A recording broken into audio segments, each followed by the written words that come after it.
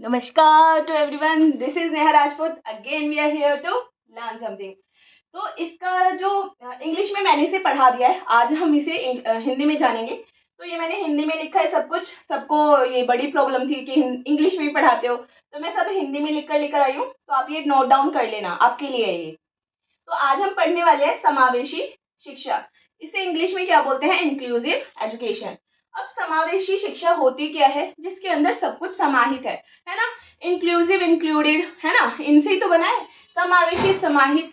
अब ये देखिए कैसे सभी प्रकार के विद्यार्थियों का समावेशन, मतलब सभी प्रकार के कैसा भी विद्यार्थी है उसको वेलकम किया जाएगा इंक्लूसिव एजुकेशन में, है ना।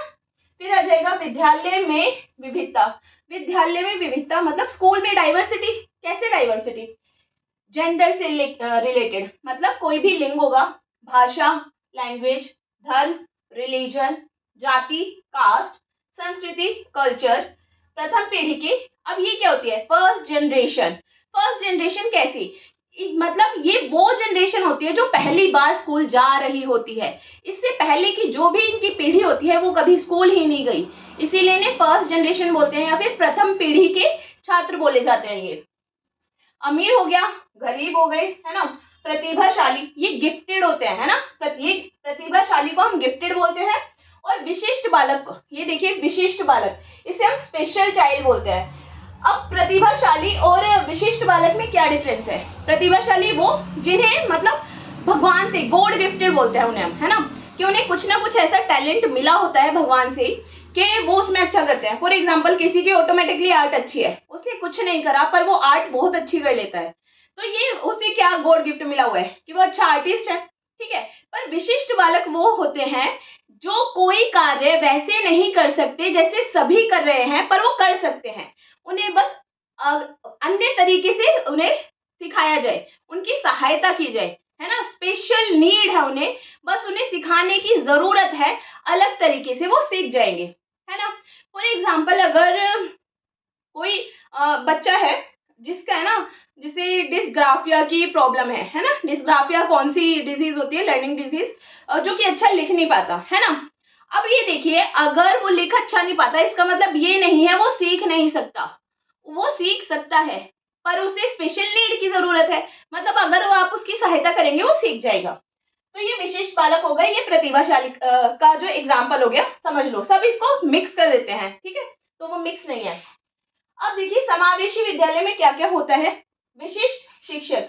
अब अगर बालक विशिष्ट है वहां पर, तो शिक्षक भी विशिष्ट होगा, मतलब उसे वो तरीके पता होंगे कि किस तरीके से बच्चे को सिखाया जाता है। फॉर एग्जाम्पल, अगर किसी को बोलने में कोई दिक्कत है ना, मतलब वो अच्छे से, जैसे स्टटरिंग हो गई, स्टैमरिंग हो गई, ये दिक्कत है अगर बच्चे को, तो विशिष्ट जो शिक्षक है, स्पेशल एजुकेटर है, उन्हें पता है कि स्पीच थेरेपी दी जाएगी या फिर ये एक्सरसाइज कराई जाएंगी, इससे बच्चा आराम से धीरे धीरे बोलना सीख जाता है। तो आजकल हम देखते भी है स्पेशल एजुकेटर की कितनी वैकेंसीज आती हैं। तो विशिष्ट शिक्षक, वंचित बालक। अब देखिए वंचित बालक कौन होता है? अब सब सोच लेते हैं वंचित बालक और स्पेशल बालक, स्पेशल नीड वाले जो बच्चे होते हैं वो सेम होते हैं, नहीं, डिफरेंस है। स्पेशल नीड वाले को आप कुछ इस कोई ऐसी सहायता प्रदान करेंगे जिससे कि वो आसानी से कोई चीज सीख जाए, ठीक है, क्योंकि वो सीख नहीं पा रहा होता। पर जो वंचित बालक है, वंचित कोई भी हो सकता है, प्रतिभाशाली भी वंचित हो सकता है और स्पेशल नीड वाला भी वंचित हो सकता है।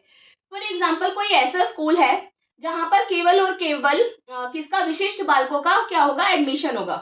तो वहां पर एक प्रतिभाशाली बच्चा जाएगा, वो नॉर्मल है, अच्छा, ठीक है, मतलब उसे कोई स्पेशल नीड की जरूरत नहीं है, तो उसका एडमिशन मना कर दिया। तो यहाँ पर वंचित वो होगा, प्रतिभाशाली बालक, ना कि स्पेशल नीड वाला बच्चा, क्योंकि उसे तो वो मिल रही है ना। जब जो चीज जिसको नहीं मिल रही वो वंचित कहलाएगा। समझ में आई मेरी बात?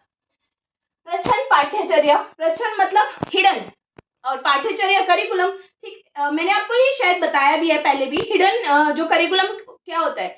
हिडन मतलब वो छिपा हुआ है। छिपा हुआ है मतलब वो कहीं लिखित रूप से नहीं है, वो हिडन है, पर इसका इम्पैक्ट क्या है, बच्चे पर पड़ता है। न्यूनतम प्रतिबंधात्मक वातावरण, मतलब लीस्ट डिस्ट्रक्टिव एनवायरनमेंट। अब न्यूनतम प्रतिबंधात्मक वातावरण का क्या मतलब है?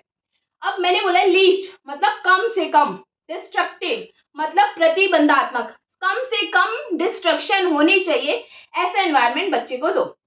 अब यहाँ पर कैसा मतलब लीस्ट डिस्ट्रक्टिव क्या होता है ये, जैसे कि अगर बहुत ज्यादा शोर है क्लास में तो बच्चा नहीं पढ़ पाएगा। तो क्लास ऐसा होना चाहिए ना जहाँ शोर ना हो, शांति हो, कंफर्टेबल हो, मतलब बच्चा ज्यादा से ज्यादा कंफर्टेबल हो, ठीक है। तो इसलिए उसकी डिस्ट्रैक्शन कम होगी, तो लीस्ट डिस्ट्रक्टिव क्या हो जाएगा, एनवायरनमेंट उसे मिलेगा। तो होपफुली आपको ये सभी समझ में आया होगा। अगर कोई भी दिक्कत हो तो मुझे बताइएगा, आई विल रिजोल्व इट। और मुझे पता है थोड़ा सा जो वीडियोस में है अप एंड डाउन थोड़ा चल रहा है, but I am so sorry भाई, मेरे भी अपने कुछ पर्सनल काम होते हैं तो थोड़ा ऊपर नीचे हो जाता है, बट मैं कॉन्टिन्यूटी में रहने की पूरी कोशिश करती हूँ और मैं 1-2 दिन का गैप लेकर फिर से आ जाती हूँ प्रेजेंट हो जाती हूँ आप सभी के लिए। तो और कोई दिक्कत हो तो मुझे बताना ज़रूर, मैं पक्का उसे एक्सप्लेन करूँगी, कोई भी चीज़ नहीं समझ में आई। अब मिलते हैं नेक्स्ट क्लास में विद अ न्यू टॉपिक, तब तक के लिए धन्यवाद।